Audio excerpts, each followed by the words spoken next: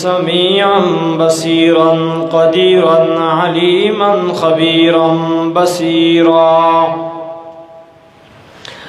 الحمد لوليه والصلاة على نبيه والوزن والعدل والفضل والنظم بالجزم بوحدته بكبريائه بسلطان وبإعلان وبإتقان وبإيمان وبيان في فرقان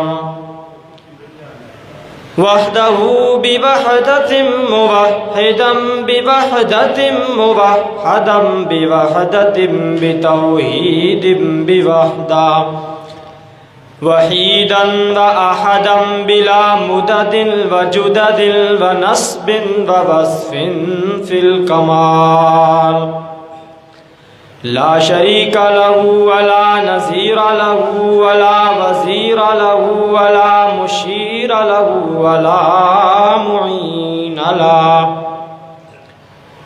من يشرك في ذات الله وعادات الله وآيات الله وقرآن الله أو يتبرك بغير الله من نبي وولي وتقي ونقي وحسين وجميل وصغير وكبير فعليه الخسران والوبال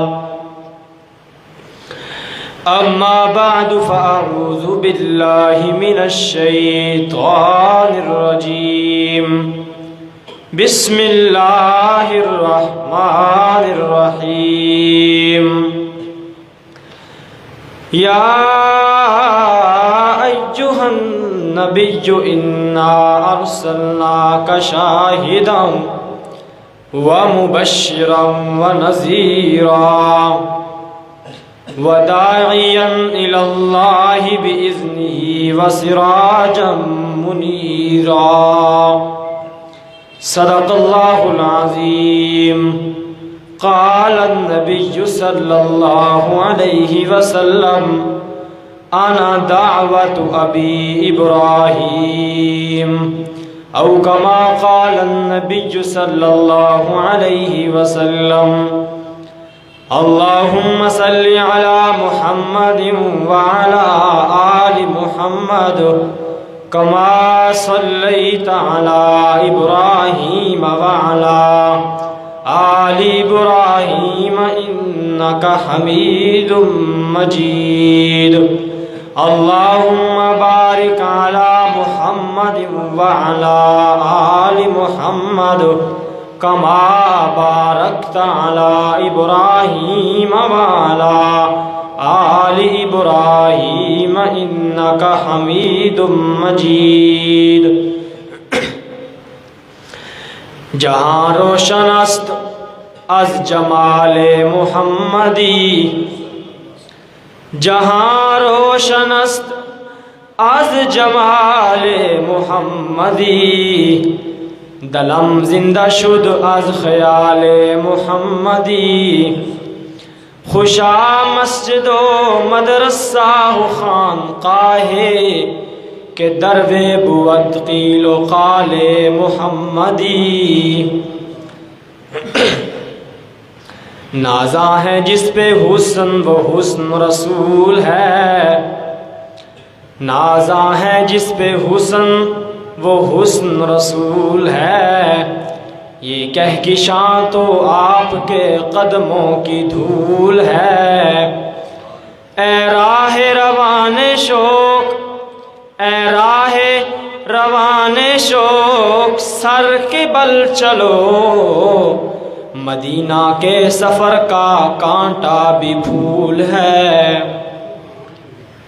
عزیزان محترم بھائیوں بزرگوں، السلام علیکم ورحمۃ اللہ وبرکاتہ۔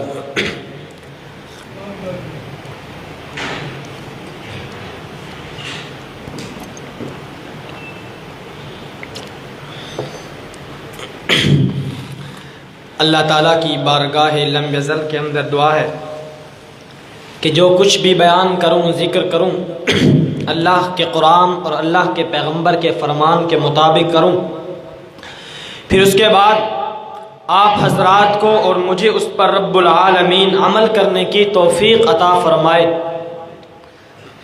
عزیزان محترم، پچھلا جمعہ تو کسی وجہ سے نہیں پڑھا سکا، اس سے پچھلے جمعے پر میں نے آپ کے سامنے سرکار دو عالم صلی اللہ علیہ وسلم کی 5 صفات ذکر کی تھیں۔ یا ایھا النبی انا ارسلناک شاہدا ومبشرا ونذیرا وداعیا الی اللہ باذنہ وسراجا منیرا۔ 4 صفتیں ذکر کی تھی میں نے، شاہد، مبشر، نذیر اور داعی۔ ایک صفت رہتی تھی، وہ انشاءاللہ العزیز آج کے اس جمعہ کے بیان کے اندر ذکر کروں گا۔ دوستو، تمہید کے اندر جو میں آپ سے گفتگو کرنا چاہتا ہوں وہ انتہائی اہم ہے، آپ توجہ میری طرف رکھیں گے۔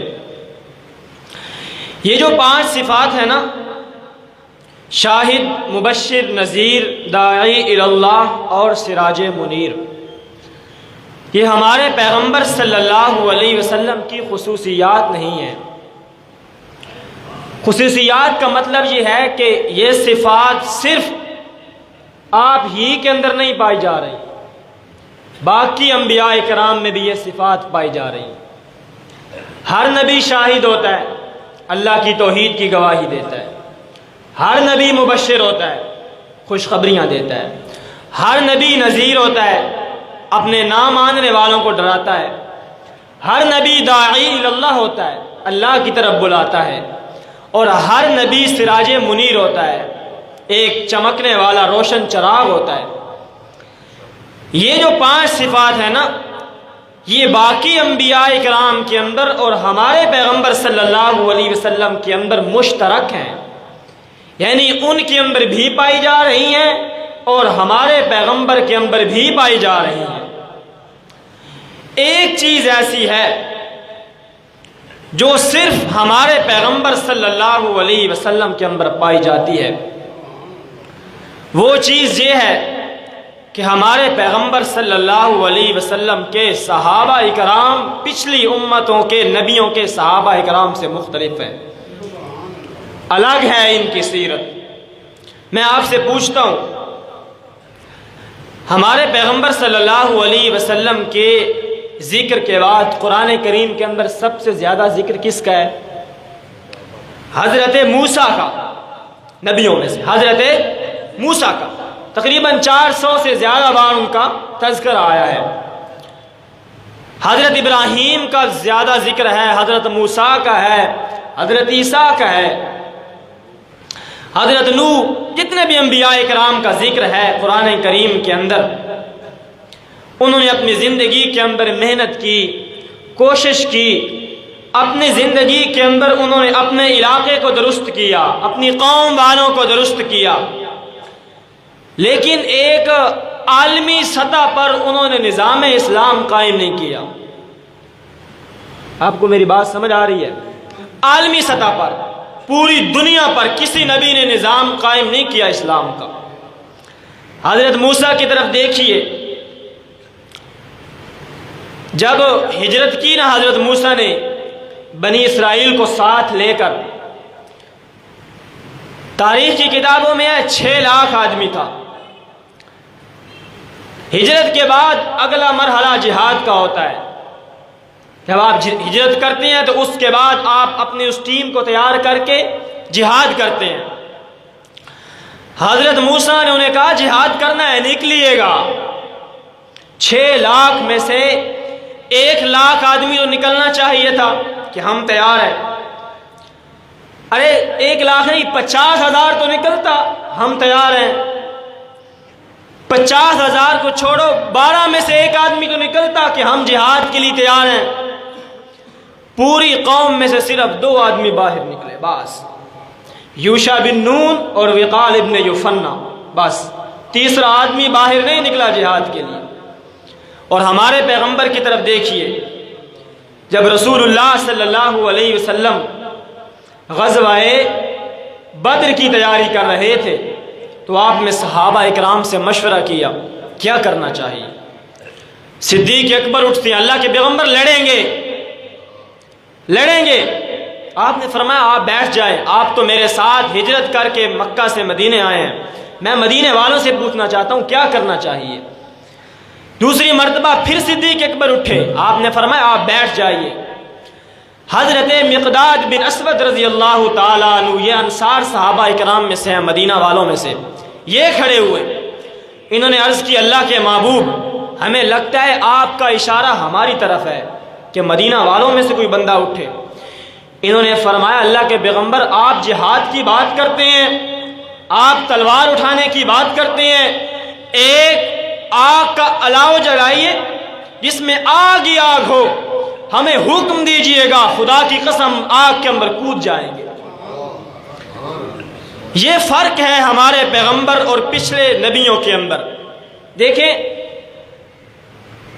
انبیاء کرام کے اندر تقابل نہیں کرنا چاہیے، ان کے اندر تفریق نہیں کرنی چاہیے، لا نفرق بین احد من رسلہ، لیکن فضیلت کا معیار اللہ نے خود بتا دیا ہے، تلک الرسل فضلنا بعضهم علی بعض، کچھ ہیں جن کو ہم نے بعض پر فضیلت عطا فرمائی ہے۔ تو یہ جو 5 صفات ہیں، شاہد، مبشر، نذیر، داعی الی اللہ اور سراج منیر، یہ ہمارے پیغمبر اور پچھلے نبیوں کے اندر مشترک ہیں، ان کے اندر بھی پائی جا رہی ہیں، ہمارے پیغمبر کے اندر بھی پائی جا رہی ہیں، لیکن ایک صفت، وہ صفت ہے صحابہ والی۔ میرے پیغمبر کو جو صحابہ ملے ہیں وہ پچھلی امت کے نبیوں کو نہیں ملے ہیں، میرے پیغمبر کو جو یار اور ساتھی ملے ہیں پچھلی امت کے نبیوں کو نہیں ملے ہیں۔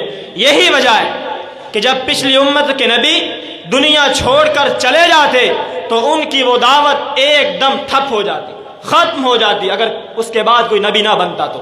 لیکن ہمارے پیغمبر کے بعد، ہمارا پیغمبر تو اپنی زندگی کے اندر صرف رہے ہی عرب کے اندر ہے، آپ نے باہر نکل کر کوئی جہاد نہیں کیا، صرف آپ نے عرب کی زمین پر جہاد کیا ہے۔ آخری لڑائی جو سب سے زیادہ آپ دور گئے تھے وہ غزوہ تبوک تھا، وہ بھی عرب کی سرحد پر ہے، عرب سے باہر نہیں ہے، لیکن فاروق اعظم کے دور میں، صدیق اکبر کے دور میں، حضرت علی اور عثمان کے دور میں، حضرت معاویہ کے دور میں تو 64 لاکھ مربع میل پر ریاست پھیل گئی تھی۔ تو ہمارے پیغمبر نے اپنے صحابہ اکرام کو ایسا تیار کیا تھا جو پیغمبری مشن کو لے کر دنیا کے اندر عام ہو کر نکل گئے تھے۔ آپ اگر دیکھیں جنت البقیع کے اندر تو بہت کم صحابہ اکرام کی قبریں ہیں، دور دور علاقوں کے اندر صحابہ اکرام کی قبریں ہیں۔ کیوں؟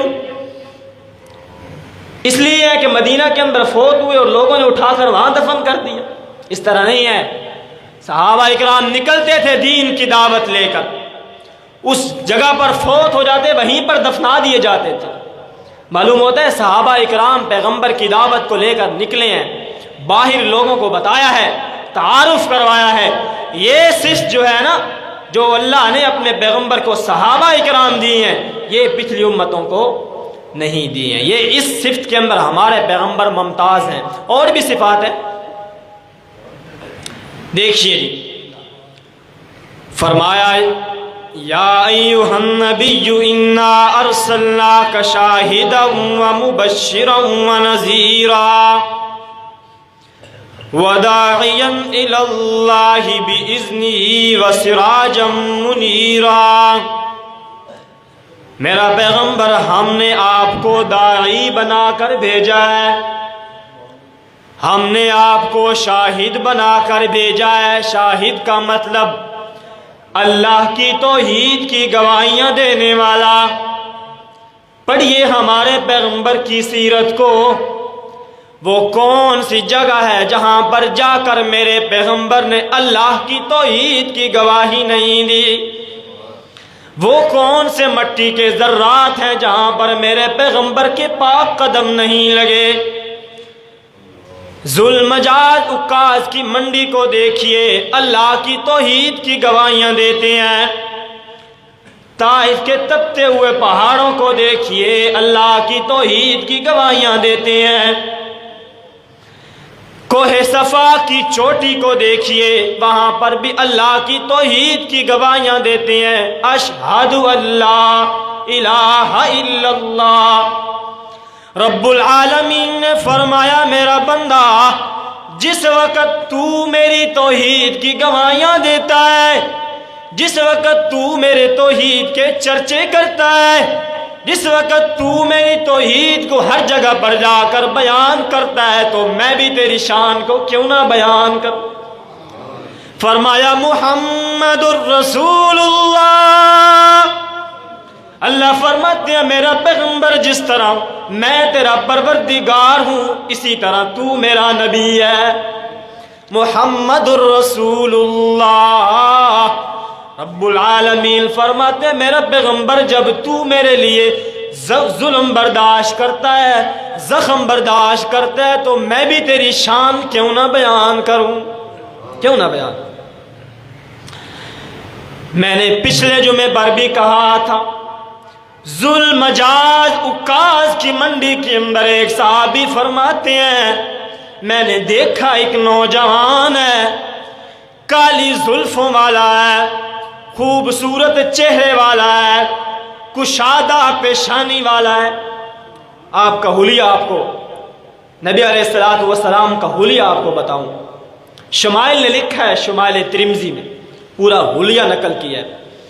فرماتے ہیں صدرہ من الرحمہ، رأسہ من البرکہ، ویدیہ من السخاوہ، وعینیہ من الحیاء، ووجہہ من الرضا، وشفتیہ من الحمد، وقلبہ من الایمان۔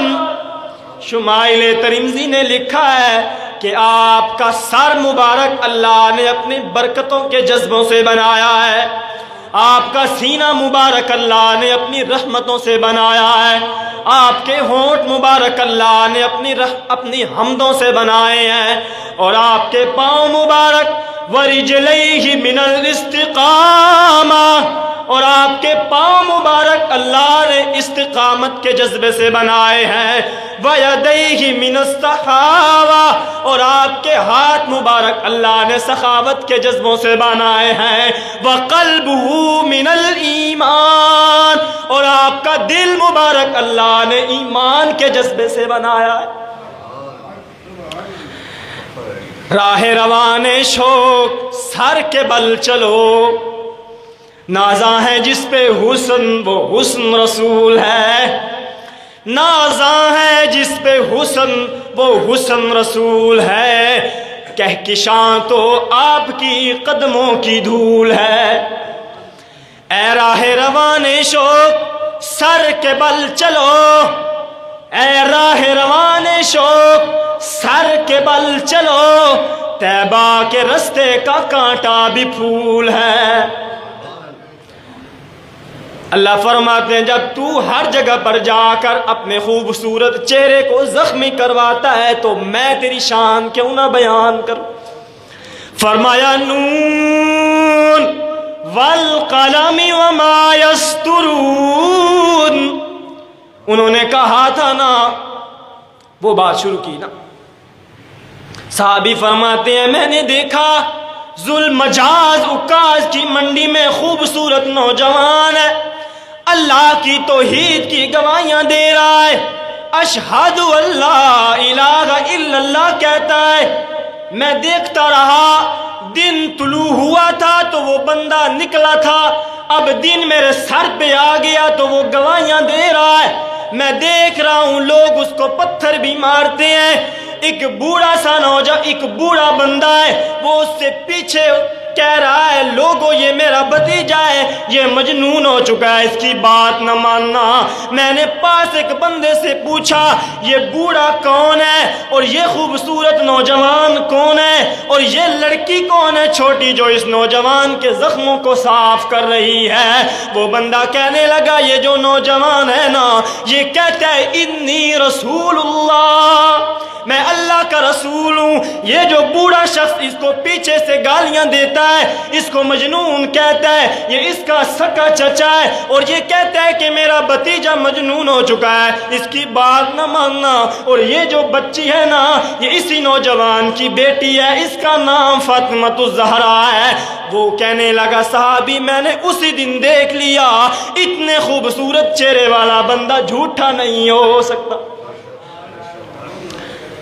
نون والقلم وما یسطرون, اللہ فرماتے ہیں مجھے قلم کی قسم, لکھی ہوئی سطروں کی قسم, مجھے قلم کی قسم, لکھی ہوئی سطروں کی قسم. دو معنی ہیں جی, دو معنی ہیں. اللہ نے کیوں قسم اٹھائی؟ قلم کی قسم. اللہ فرماتے ہیں میرا پیغمبر پہلا معنی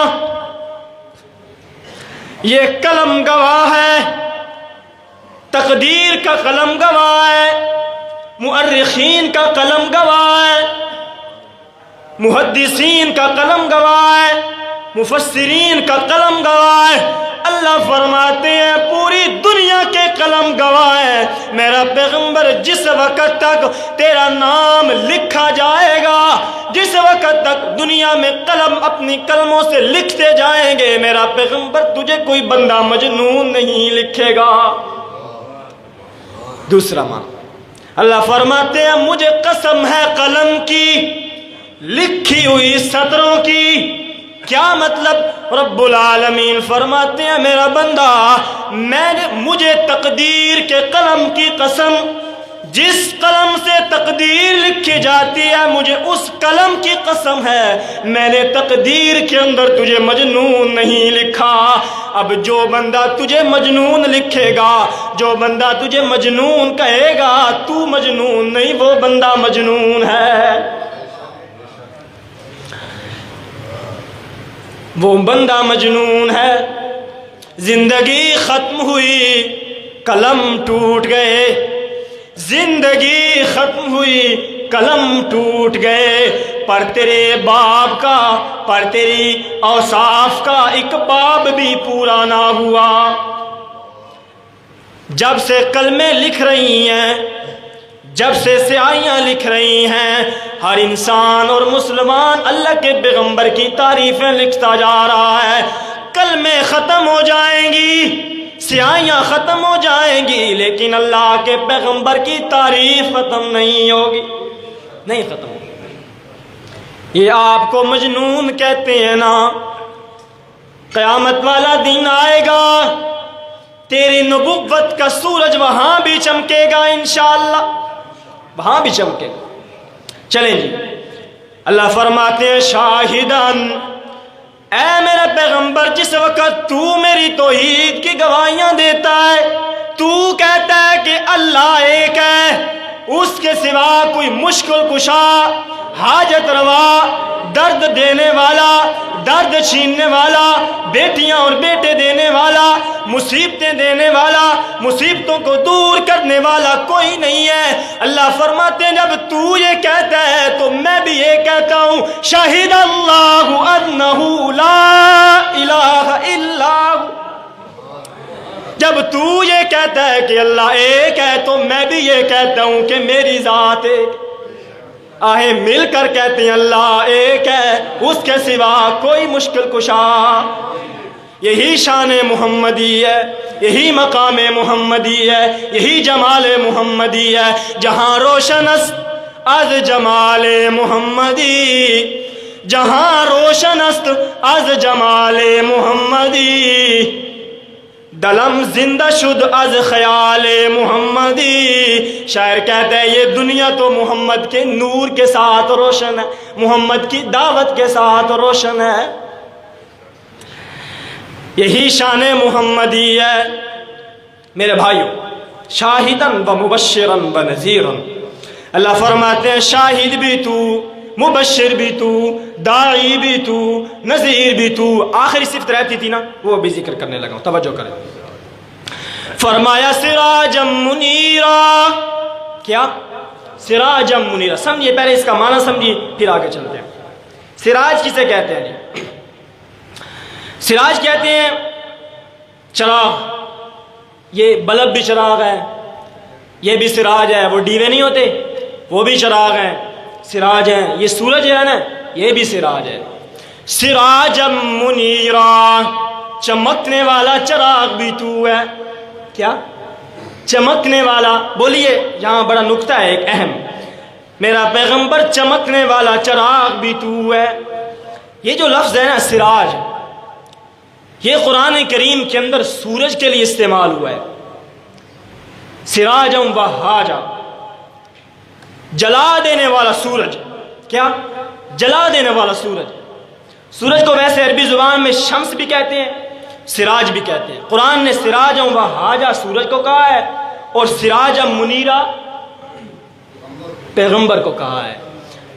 سراج جو ہے نا سراج، یہ سورج ہے، اور جو منیر ہے نا منیر، یہ سورج کی صفت نہیں ہے، یہ چاند کی صفت ہے۔ کیا؟ سورج منیر نہیں ہے، سورج بہاجا ہے، وہ جلاتا ہے، چاند جلاتا نہیں ہے۔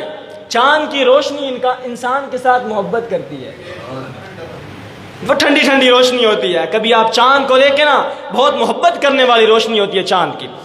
تو سورج جو ہے نا یہ سراج ہے، اور چاند جو ہے نا یہ منیر ہے، یہ بدر منیری۔ اب سمجھیے جی، فرمایا هو الذی جعل فی السماء بروجا وجعل فیہا سراجا وقمرا منیرا۔ اللہ فرماتے ہیں میرا بندہ، میں نے اس دنیا کے اندر ایک سراج بنایا یعنی سورج بنایا، اور ایک قمر منیرا بنایا یعنی چاند بنایا ہے۔ دوسرے مقام پر فرمایا الم تروا کیف خلق اللہ سبع سماوات طباقا وجعل القمر فیہن نورا وجعل الشمس سراجا الم نجعل الارض مہادا والجبال اوتادا وخلقناکم ازواجا وجعلنا نومکم سباتا وجعلنا اللیل لباسا وجعلنا النہار معاشا وبنینا فوقکم سبعا شدادا وجعلنا سراجا وہاجا۔ اللہ فرماتے ہیں میں نے سورج کو سراجا وہاجا بنایا ہے اور چاند کو قمر منیرا بنایا ہے۔ اللہ فرماتے ہیں میں نے ان دونوں کو اکٹھا کیا، سراج کو بھی لیا، قمر منیر کو بھی لیا۔ میں نے دیکھا تو سراج منیرا بن گیا تھا۔ دونوں کو اکٹھا کر کے محمد کی روشنی بن رہی ہے۔ وجہ کیا ہے؟ جو سورج کی روشنی ہوتی ہے نا وہ جلاتی ہے، چاند کی روشنی جلاتی نہیں ہے، میٹھی میٹھی۔ اللہ فرماتے ہیں میرا پیغمبر سراج تو ہے لیکن جلانے والا سراج نہیں، لوگوں سے محبتیں بانٹنے والا۔ اس کی روشنی لوگوں سے محبت کرتی ہے، لوگ اس سے محبت کرتے ہیں۔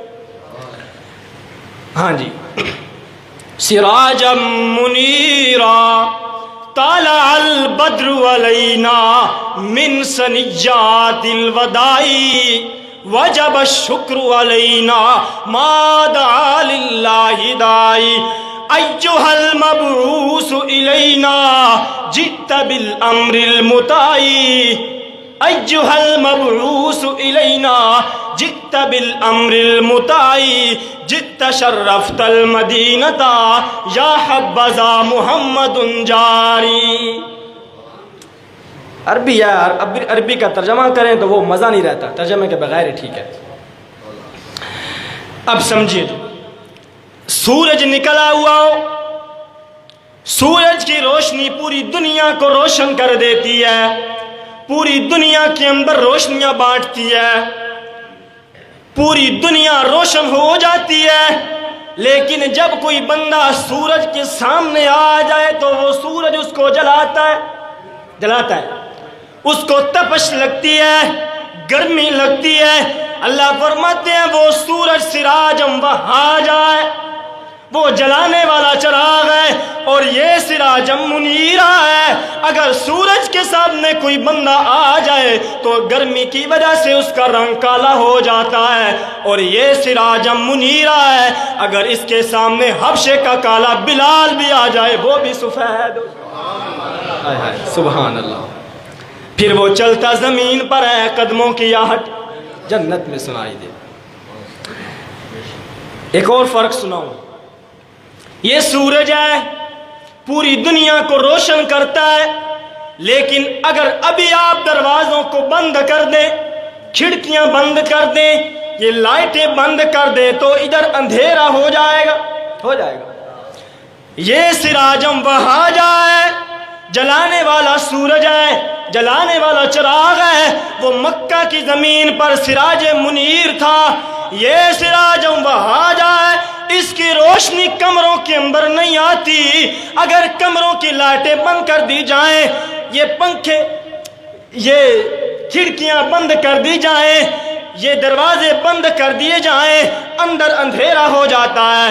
وہ سراجم منیرہ تھا، چمکا تھا مکہ اور مدینہ کی زمین پر، اور بخارا، چین، ہندوستان اور ساری دنیا کے لوگوں کی اندھیری کوٹریوں کو روشن کر کے رکھ دیا تھا۔ سراجم منیرہ، میرا پیغمبر ہم نے آپ کو سراج منیر بنا کر بھیجا ہے، اس لیے سراجم منیرہ کہا۔ پھر جس طرح سورج سے لوگ دھوکہ کھاتے ہیں، یہ بات سمجھیں، یہ عقیدے کی بات ہے، یہاں پر لوگوں کے پھر دل ٹوٹتے ہیں، احساسات مجروح ہوتے ہیں، کیا کریں، قرآن ہے، سنانا ہے ہم نے۔ جس طرح پھر لوگ سورج سے دھوکہ کھاتے ہیں، مجوسی قوم جس نے سورج کی پرستش کی، قرآن کہتا ہے فلما افلت قال یا قوم، حضرت ابراہیم نے جب سورج کو چمکتا ہوا دیکھا نا تو کہتے ہیں ھذا اکبر، یہ تو بہت بڑا ہے لیکن میں اس کی پوجا نہیں کرتا۔ مجوسی جیسی قوم سورج کی اس عظمت سے دھوکہ کھا گئی دھوکہ، اور ستارہ پرست قوم ستاروں کی عظمت سے دھوکہ کھا گئی، ستاروں کی پوجا کرنے لگ گئی، چاند کی پوجا کرنے والے چاند کی عظمت سے دھوکہ کھا گئے، آگ کی پوجا کرنے والے آگ کی عظمت سے دھوکہ کھا گئے۔ ہمارے بھی کچھ بھائی ہیں جو ہمارے پیغمبر کی شان سے دھوکہ کھا گئے، کہتے ہیں نور من نور اللہ۔ میرے بھائیوں، ہمارے پیغمبر صرف نور نہیں ہے بلکہ منیر ہیں۔ نور کا مطلب ہوتا ہے روشن، اور منیر کا مطلب روشن کرنے والا۔ روشن کرنے والا بڑا ہوتا ہے یا روشن بڑا ہوتا ہے؟ روشن کرنے والا بڑا ہوتا ہے۔ ہمارے پیغمبر نور تو ہیں لیکن نور من نور اللہ نہیں، نور من نور اللہ نہیں ہے، بات ختم۔ جب دھوکہ کھایا نا، عظمتوں کو دیکھا، چاند کی طرح چمکتا ہوا چہرہ دیکھا، کالی زلفوں کو دیکھا، سورج کو شرما دینے والی پیشانی کو دیکھا، تو کہنے لگے نور من نور اللہ ہے، لیکن قرآن اللہ کی توحید پر پہرے دار بنا ہوا تھا۔ قرآن کہتا ہے قل هو اللہ احد اللہ الصمد لم یلد ولم یولد، اللہ سے کوئی پیدا نہیں ہوا، نہ اللہ کسی سے پیدا ہوا ہے۔ قرآن کہتا ہے اللہ نور السماوات والارض مثل نورہ کمشکاۃ فیہا مصباح المصباح فی زجاجہ الزجاجۃ کأنہا کوکب درّی یوقد من شجرۃ مبارکۃ زیتونۃ لا شرقیۃ ولا غربیہ۔ جب میرے بھائیوں نے دھوکہ کھایا تو قرآن عقیدہ درست کر رہا ہے، زمین و آسمان کا نور کون ہے؟ اللہ نور السماوات والارض، یہ قرآن ہے میرے بھائی۔ میرے بھائیوں نے جب یہ دیکھا نا، اللہ کے پیغمبر ایک ہی رات کے اندر اپنے بستر سے اٹھ کر آسمان کی بلندیوں پر جاتے تو کہنے لگے یہ تو مختار کل ہے، لیکن قرآن پھر اللہ کی توحید پر پہرے دار تھا. قرآن کہتا ہے قُلْ لَا أَمْلِكُ لِنَفْسِي ضَرًّا وَلَا نَفْعًا. قرآن اللہ کی توحید پر گواہی دیتا ہے، اللہ کی توحید پر پہرے دار بنا ہوا ہے. قرآن کہتا ہے تم کہتے ہو پیغمبر مختار کل ہیں، پیغمبر تو اپنی ذات کے بھی مالک نہیں، پیغمبر کی ذات کا بھی مالک کون؟ اللہ ہی ہے. جب میرے بھائیوں نے پھر دھوکہ کھایا کہ پیغمبر تو عالم الغیب ہے، قرآن پھر آگے کھڑا تھا. قرآن کہتا ہے وَعِندَهُ مَفَاتِحُ الْغَيْبِ لا یعلمها الا هو. قرآن کہتا ہے غیب کی خبریں اور چابیاں کس کے پاس ہیں؟ ان اللہ عنده علم الساعہ، کل کیا ہونے والا ہے کون جانتا ہے؟ بارش کب اور کہاں کتنی مقدار میں ہوگی کون جانتا ہے؟ میرے بھائیو ماں کے رحم کے اندر کیا ہے کون جانتا ہے؟ انسان کس زمین پر مرے گا یہ بھی کون جانتا ہے؟ پھر میرے بھائیوں نے جب دھوکہ کھایا نا کہ نبی تو ہر جگہ پر موجود ہوتے ہیں، ہر جگہ پر حاضر ناظر ہوتے ہیں، قرآن پھر آگے اللہ کی توحید پر پہرے دار بنا ہوا تھا. قرآن کہتا ہے لم تر ان اللہ یعلم ما فی السماوات وما فی الارض ما یکون من نجوى ثلاثۃ الا هو رابعهم ولا خمسة الا هو سادسهم ولا ادنى من ذالک ولا اکثر الا هو معهم. قرآن کہتا ہے جب تم دو بندے سرگوشی کرتے ہو تو تیسرا کون؟ جب تم تین بندے سرگوشی کرتے ہو تو چوتھا کون؟ جب تم جتنے بھی ہو سرگوشی کرتے ہو تو ایک تمہارے ساتھ کون موجود ہوتا ہے؟ اللہ ہی موجود ہوتا ہے. وقت ہو گیا لیکن ابھی میں نے تھوڑی بات کرنی تھی. چلیں انشاءاللہ اگلے جمعے پر اللہ تعالیٰ سے دعا ہے کہ عمل کرنے کی توفیق عطا فرمائے.